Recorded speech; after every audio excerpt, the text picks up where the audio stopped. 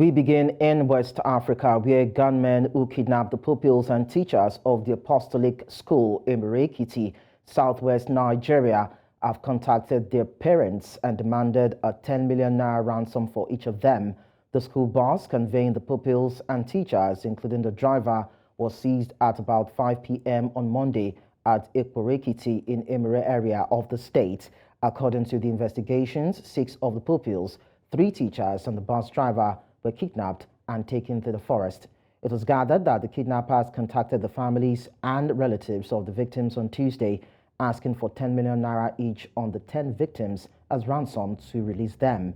The incident happened the same day when gunmen shot dead 2 traditional rulers in Oke-Ako axis of Ikole Local Government Area of the state. Still on Ekiti kidnap, a mild drama ensued during plenary at the House of Representatives as the spokesperson of the House wept over the murder of 2 traditional rulers by kidnappers in his constituency. This was as the House resumed plenary after a 4-week holiday, discussing extensively about the escalating insecurity situation in the country and the need for the president to make tough decisions to end the menace. Idong Joseph reports. Commencing activities for the second half of the legislative year, lawmakers expressed concerns over insecurity, high rates of inflation, and increased hardship being faced by citizens. Some of them expressed worry over the continuous abductions by kidnappers, bandits, and terrorist groups in the country. Very emotional from this. A drama shortly ensued as a spokesperson of the House, in describing the gruesome murder of 2 traditional rulers in his community, could not hold back his tears. Mojo in Ikole Local Government and Esu in Ikole Local Government and the entire state have been thrown into mourning on account of the loss of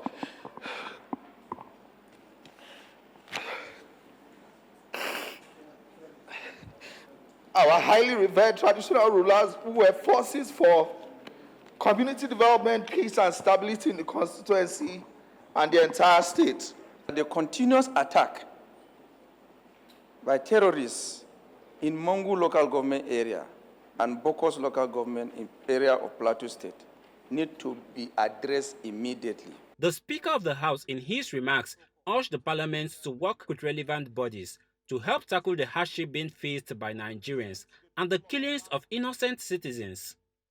He urged President Bola Tinubu not to shy from making tough decisions that will bring an end to insecurity. Indeed, the time has come for the President to demand greater performance and accountability from our service chiefs and all security and enforcement agencies. I implore the President not to shy away from making the tough decisions. If necessary, we must not hesitate to enact changes within our security apparatus for the cause of inaction. Lawmakers from some of the troubled areas also called for more deployment of security personnel to serve as a deterrent to criminals in their areas. The House to urge the Chief of Defense Staff to establish a civilian joint task force in Plateau State. The House also directs the Inspector General of Police, the Commandant General of the Nigerian Security and Civil Defense Corps, and other security agencies to deploy more men to Ekiti North 1 and ensure that those who carried out those acts are fished out and brought to justice. Though the House commended Nigerian troops for their efforts, it however calls for a review of strategies to turn the tide against terrorism. Lawmakers also proposed a National Legislative Security Summit where experts will have an opportunity to brainstorm and recommend adequate legislation that will crush insecurity once and for all. In Abuja for News Central, I am Idong Joseph.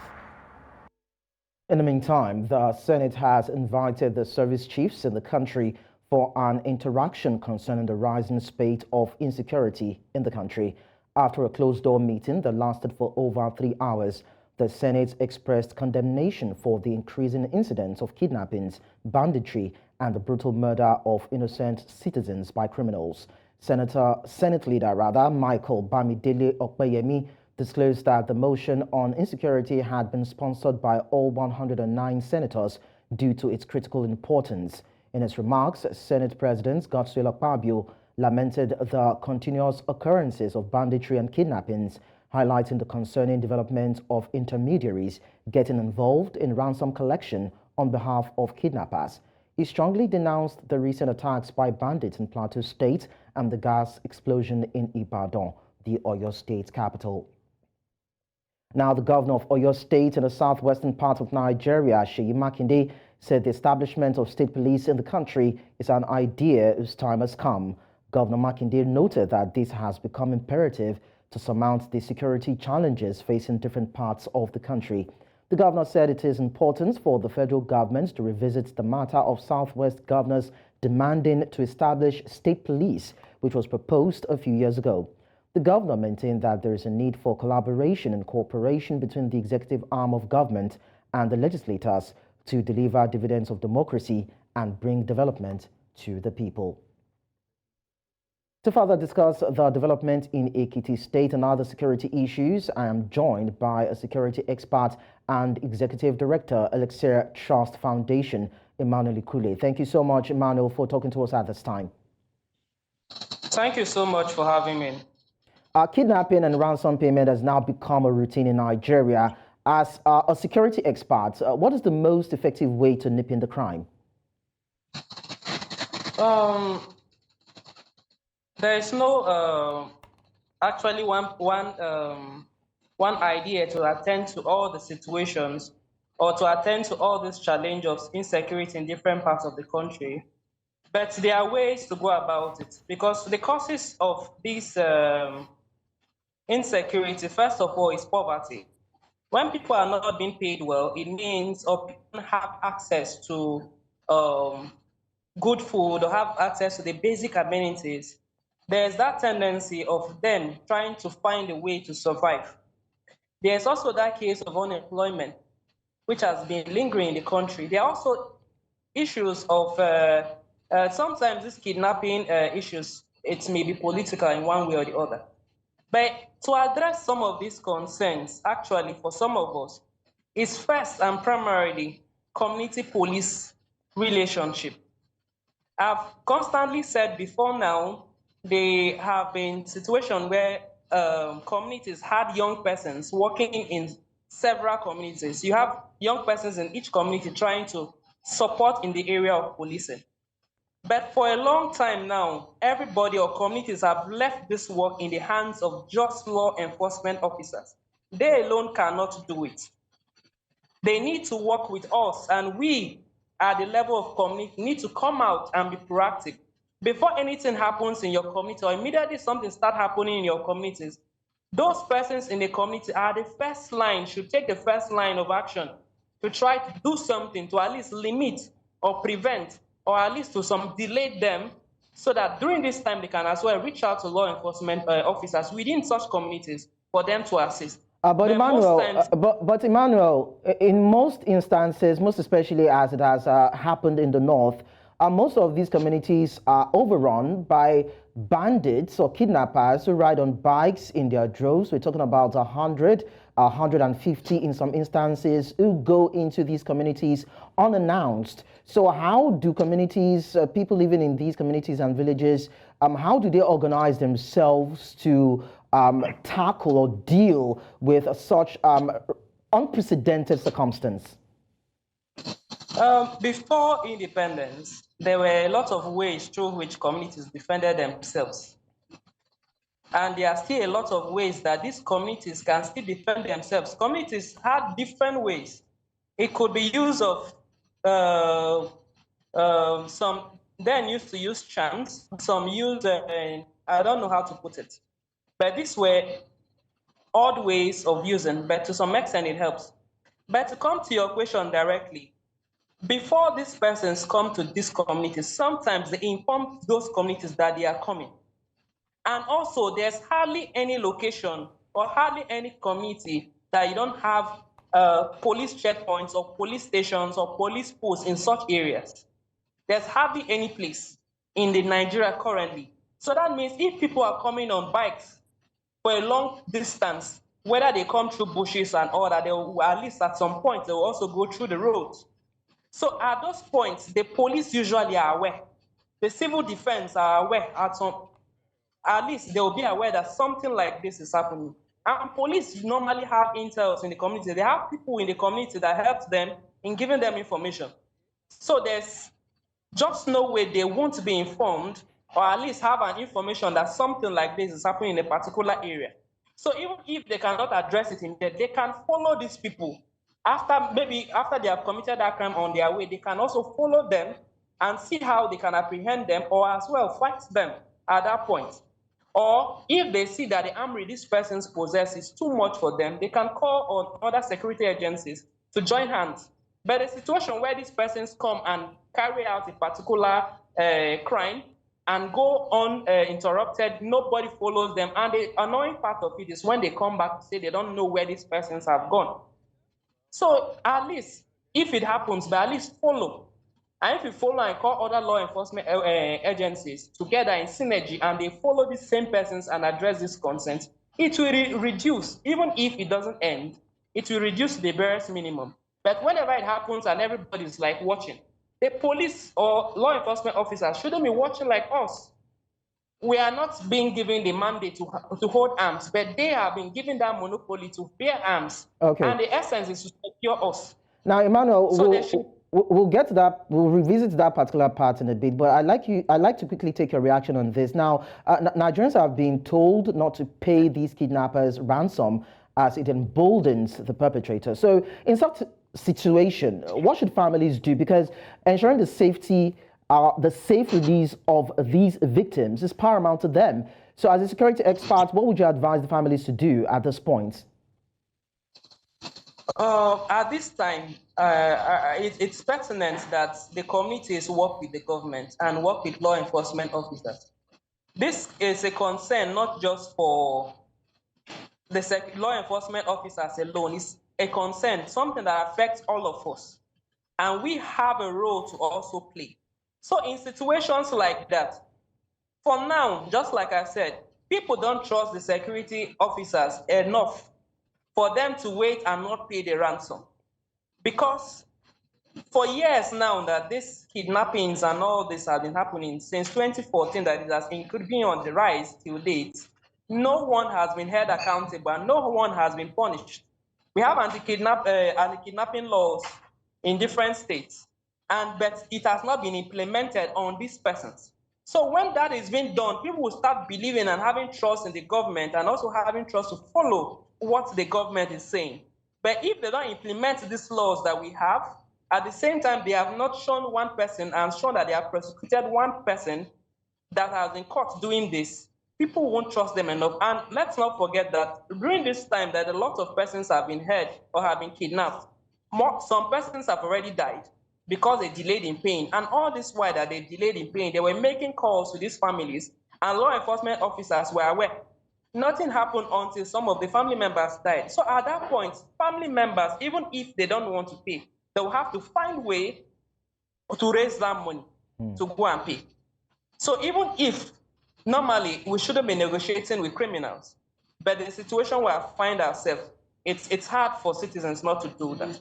But so the government has to be proactive to show that they are capable of addressing the situation. So now the Oyo State Governor, Seyi Makinde, has now said, I think it is time, according to him, he said it is time to revisit the issue of creating state police. Now, do you think about now it is what the Nigerian government should start looking into? It's an idea that we should start thinking about. But I keep on emphasizing that there is need, first of all, to remove, or should I say, purge the law enforcement officers of the corrupt elements among them. First, if we don't purge them and still ship these same persons to the various states they are from, or their locality or their regions, for them to work in the form of state policing, the same things they have been doing before will persist. And let's also not forget that some of these issues or these crimes that happen in some states are politically motivated. Some are based on religion and all that. So if some of these sentiments are not being addressed, and some of these criminal elements that are also in the law enforcement office, agencies are not being purged, If we start this community, but the same crop of persons will be there. So at the end, what will be the gain? So first and foremost is try to address those concerns, remove and punish corrupt officers now. After doing that, and we know that the few persons we have remaining in them are actually the competent, and those ones that are patriotic to Nigeria, not to tribe, not to religion, then at that point, we start looking at state police and also looking at the caliber of persons who are appointed as political leaders to go and represent us.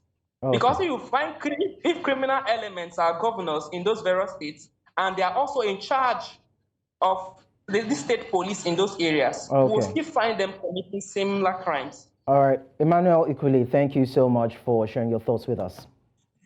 Thank you so much. In the meantime, the Africa Youth Growth Foundation has called on Nigeria's government to increase its investment in youths in an effort to create jobs and reduce their involvement in criminal activities. They are also calling on governments to collaborate with non-state actors and civil society organizations to find a lasting solution to the current insecurity challenges affecting the country. Idong Joseph reports. Nigeria has witnessed a rising insecurity in the last 10 years. Citizens have also witnessed a rising cost of living following the removal of fuel subsidies since the start of the new administration.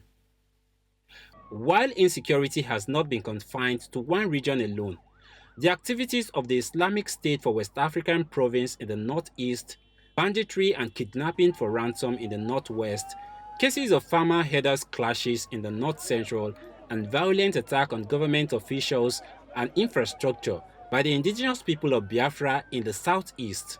Many say poverty remains the root cause of these conflicts. One could only fault the increase in crime and violence nationwide on the current state of the Nigerian economy, as it has become evidently unbearable for the average Nigerian to get by financially and in all other ramifications. If the country is a place that is convenient and comfortable for people, I do not think people would want to leave the country.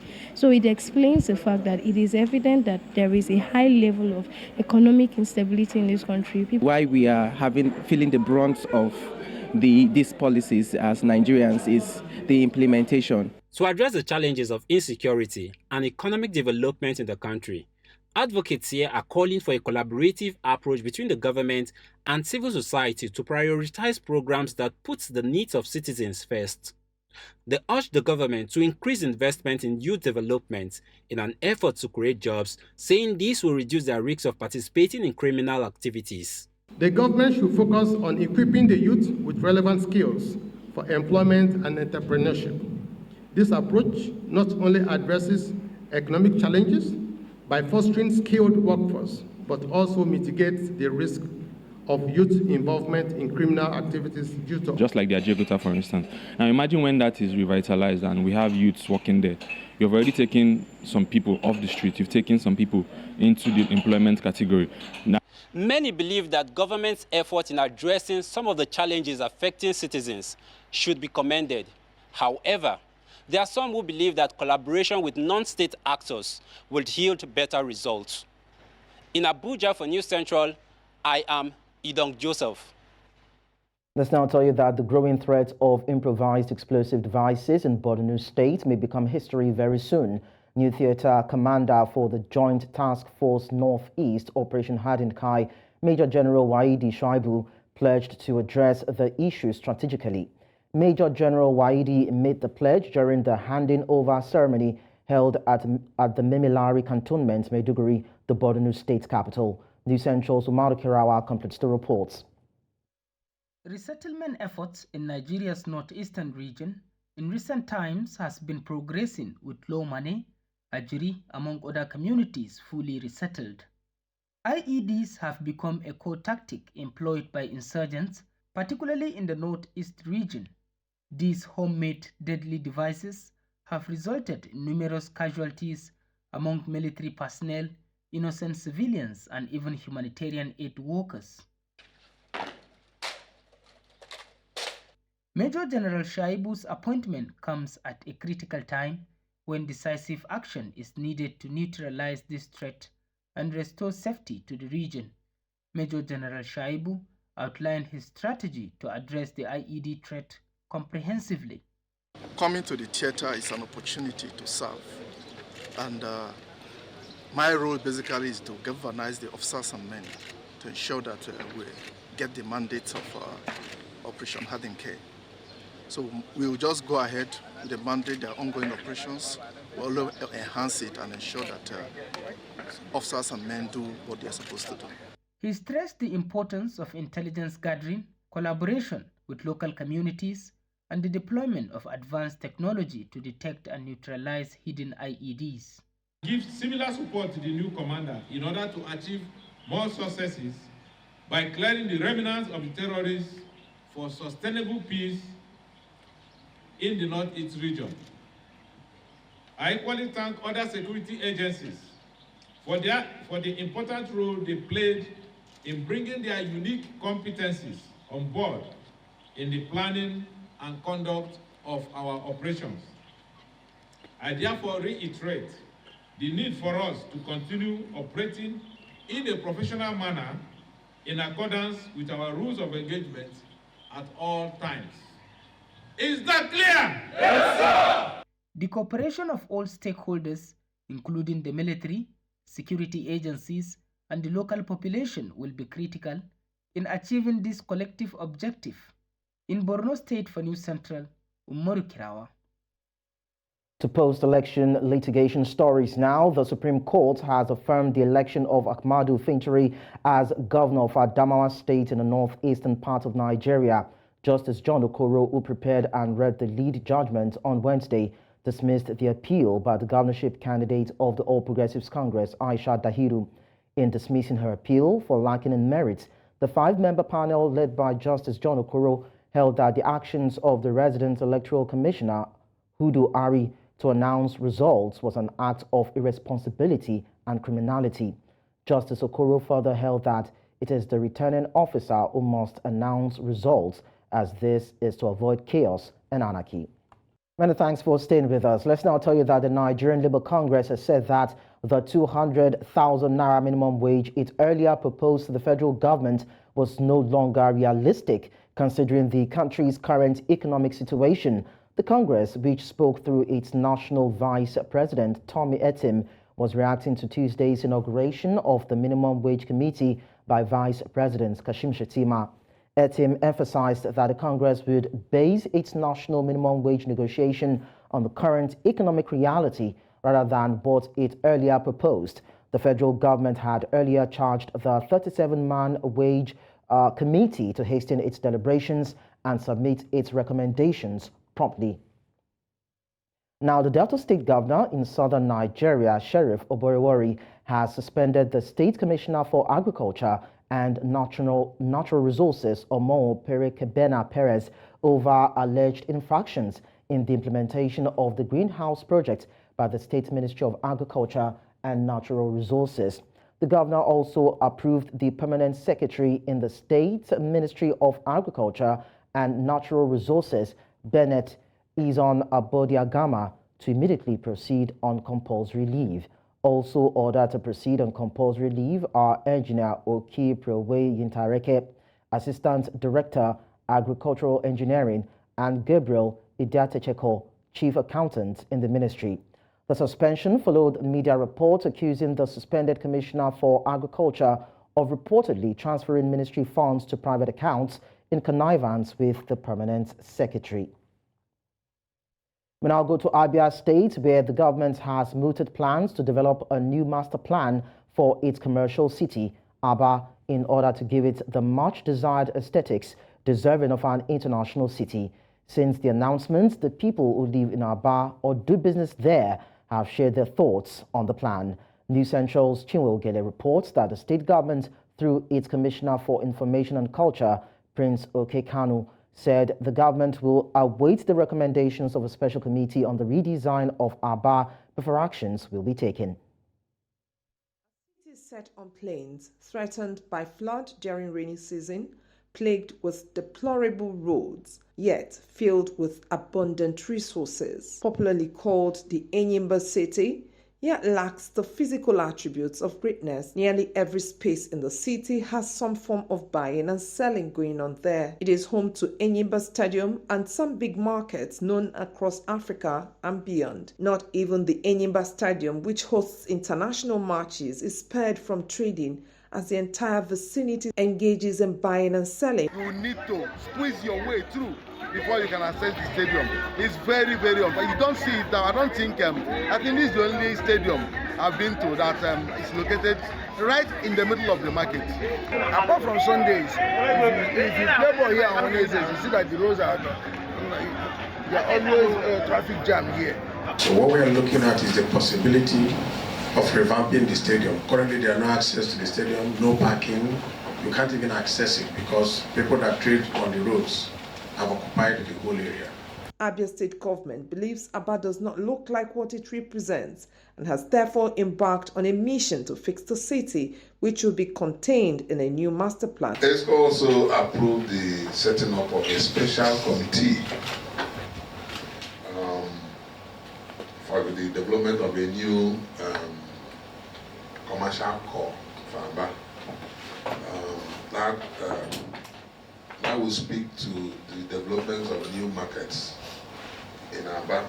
The government has set up a committee to look at the possibility of setting up a new commercial core for the city. Currently, there is none. We just have disparate locations of markets with no coordinated attention to planning, to the experience of the city, or how the city intends to grow.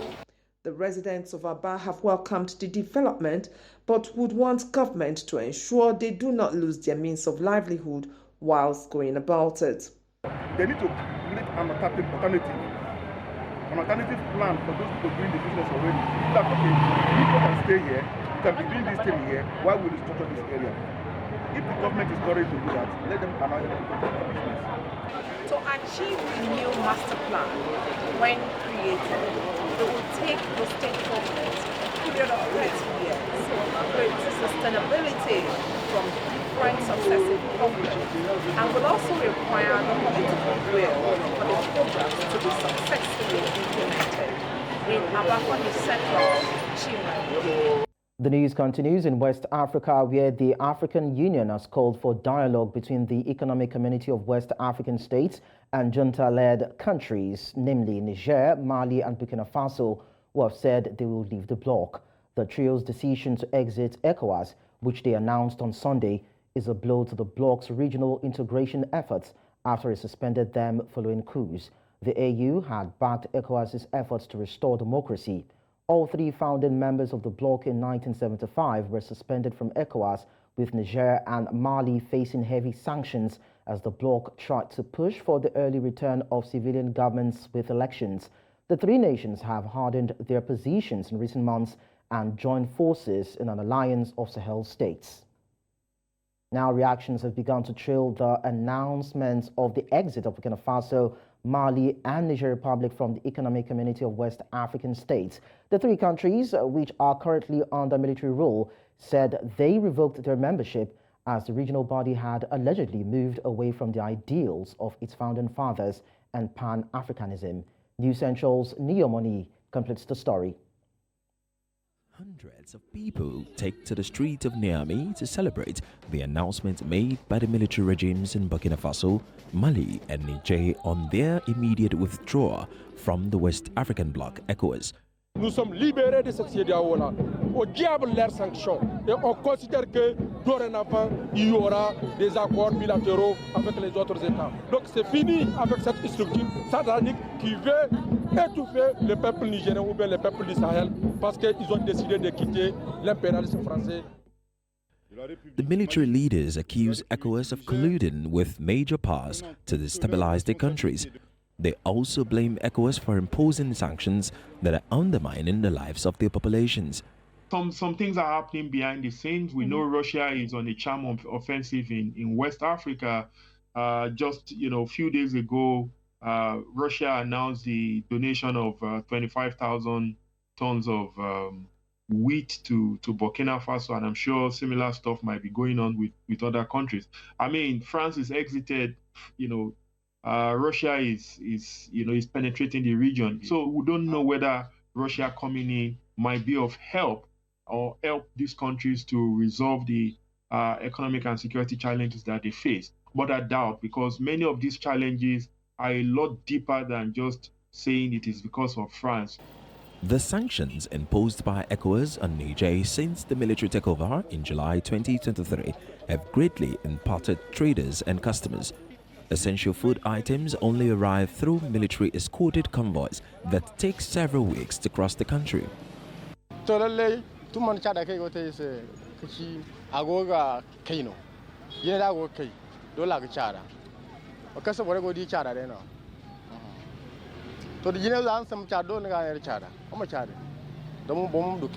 Gaskiya kasuwanci wanga da ka gane shi malam, kamar kasuwanci shi kaya wanga bododin nan ne da suke da boda wanga in aka bude ta in kaya suka dan shigo kaya suna da rage mai kuma kwana bi sai su hau. Yanzu kaga example kamar wanga mai daga Algeria ake kasu, yanzu mai in ya dan shigo kwana bi sai ya sabka, in kuma kwana bi ba su nan ga shigowa sai su tsara. In response, Nigeria has isolated itself by saying it remains open to engage with Burkina Faso, Mali, and Niger. For now, ECOWAS said it remains committed to finding a negotiated solution to the political impasse. In Lagos for News Central, Ni Omni. To further discuss this, I'm joined by foreign policy expert Bolu Michael B. Thank you so much for joining us to talk about this. Thank you. Let's start this way. Now, the AU is expressing regret over the announcement by these three West African countries to exit ECOWAS. Some people feel that their reaction is a little too late and it could have been more active when it comes to de-escalating the situation from inception. So what do you think? Yeah, I think I would align with the same position that it's coming a bit too late because, a house divided against itself cannot stand. I mentioned, a couple of months ago on the same program, that this may happen, that the three West African nations are leaving the bloc, which is not good for the ideals of ECOWAS in terms of economic integration and other things that we stand for. So it's not a surprise to me that the three countries have decided to exit, but I'm surprised that the ECOWAS is surprised that they are leaving. So, yeah. Well, the West African countries accuse ECOWAS of posing a threat to their sovereignty, but these are unconstitutionally recognized regimes. So would you blame the regional bloc for taking a stand against military coups in these countries? Military governments are not inherently bad. Some countries have post-traumatic stress disorder from military regimes, for example, Nigeria. But a country like Burkina Faso, they would have a different experience. For example, the former president, the former leader of Burkina Faso, Thomas Sankara, wasn't a democratic president, was a military man, and he did a lot for the country, and his ideals and values what we are seeing right now. And is it really democracy if the will of the people are not being followed? When a military government has been there for a substantial amount of time and there's no opposition from the people, then it can be legitimized. And it has been legitimized impliedly. So what the ECOWAS or AU could have done is to try to have them to run for elections and seek the authority of the people. Because even as democratic regimes doesn't guarantee that, the people are really choosing their leader. If elections are rigged, the fact that it's not a military doesn't make it right. But we have rigged elections on the continent, and ECOWAS still doesn't say anything. So, yeah. But then don't you think that ECOWAS was ill-advised with the penalties it hastily handed down? Because when you look at Burkina Faso, Niger, and most especially Burkina Faso and Niger, they are founding members of the bloc since 1975. So you probably would want to express caution when it comes to handing down sanctions to these countries just because, of course, a coup took place in them. Well, I've always been of the opinion that sanctions no longer work in these are not as effective, in this time. Things have changed.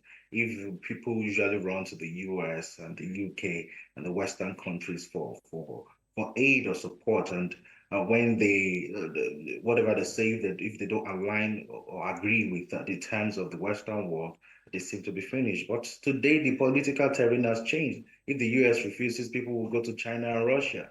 Countries over time develop what I call sanction tolerance. They begin to adapt to the situation. They begin to get emboldened. They get support, as we are seeing now with the three countries from Russia, and they find that they don't really need the blocs or the Western powers or ECOWAS or whatever organization they may be in, because they adapted to their situation and found a coping mechanism. So the approach of ECOWAS, threatening and military onslaught on these countries is not maybe not the best way to go. We sometimes forget that in these international organizations are voluntary organizations. They're voluntary organizations, and we need to tread softly, by employing diplomacy as much as possible. Negotiation must take place at all times against, being so strict and wanting to, impose sanctions on a brother country. All right, Michael B., thank you so much. Bulu Michael B., it was nice talking to you. My pleasure, thank you. In North Africa, Morocco has fallen down the global corruption rankings of Transparency International, labeling graft a threat to the stability of the country. The North African Kingdom ranks 97th worldwide in Transparency's 2023 report on perceived levels of public sector corruption across 180 countries, dropping 3 places from 2022 and 24 places in 5 years. The report comes amid multiple corruption scandals in the country, including the arrest in December of 2 prominent members of the Authenticity and Modernity Party. Transparency Morocco, the NGO's Moroccan branch, called on the kingdom's executive to implement an anti-corruption legal corpus, in particular laws prohibiting conflict of interest and illicit enrichment. De l'effectivité de ces lois, etc. Et que si on veut progresser dans ce domaine, il faut avoir une volonté politique réelle, effective. Et ça, c'est ce que nous constatons comme quelque chose qui manque, malgré tout ce que nous essayons de faire avec d'autres partenaires. Former Pakistani Prime Minister Imran Khan and his wife, Bushra Bibi, have been sentenced to 14 years in prison a day after he was jailed for 10 years. Khan, who was ousted as Prime Minister by his opponents in 2022, is already serving a 3-year jail term after being convicted of corruption. On Tuesday, he was sentenced for leaking state secrets, and on Wednesday, given another 14 years for a graft case. Khan has said the numerous cases against him are politically motivated. These latest convictions come just a week ahead of Pakistan's national elections on February 8, a vote where he is barred from standing. Let's also tell you that Britain and France will step up efforts to halt crossings of the English Channel by migrants in small boats. This was revealed by Britain's Interior Minister on Tuesday after figures showed over 1,000 people had made the crossing so far this month. British Home Secretary James Cleverly held talks in Paris with French Interior Minister Gérald Darmanin, with both sides hailing how increased cooperation led to a 36% reduction in crossings last year. But latest figures from the UK Home Office have shown over 1,000 people crossed so far in January from France to England, with 276 making the journey this last Sunday alone. I'm very keen to continue the excellent working relationship with Interior Minister Darmanin and with the French authorities more generally. It's in our interest in the UK, but also, of course, it's in France's interest, because just as we don't want people arriving in our borders, at our borders illegally, we want to help France police its borders as well. So this is a good working relationship, and I'm very pleased to continue that. The work that our French partners have done preventing attempted crossings will continue. So that 36... And that's all on the news at this hour. But before we go, let's take another look at some of our top stories. Abductors have demanded 10 million naira each for kidnapped Ekiti pupils in tutors. African Union has urged dialogue between ECOWAS and junta-led states over their exits from the regional bloc. We also told you that Morocco has slided down to 97th in global corruption rankings. Do send your eyewitness report to the WhatsApp number on the screen, and you can follow us on social media. We are at News Central TV. You can also watch News Central live on DSTV channel 422, Star Times channel 274, Avo TV and YouTube. Many thanks for watching. I am Lekan Onabanjo.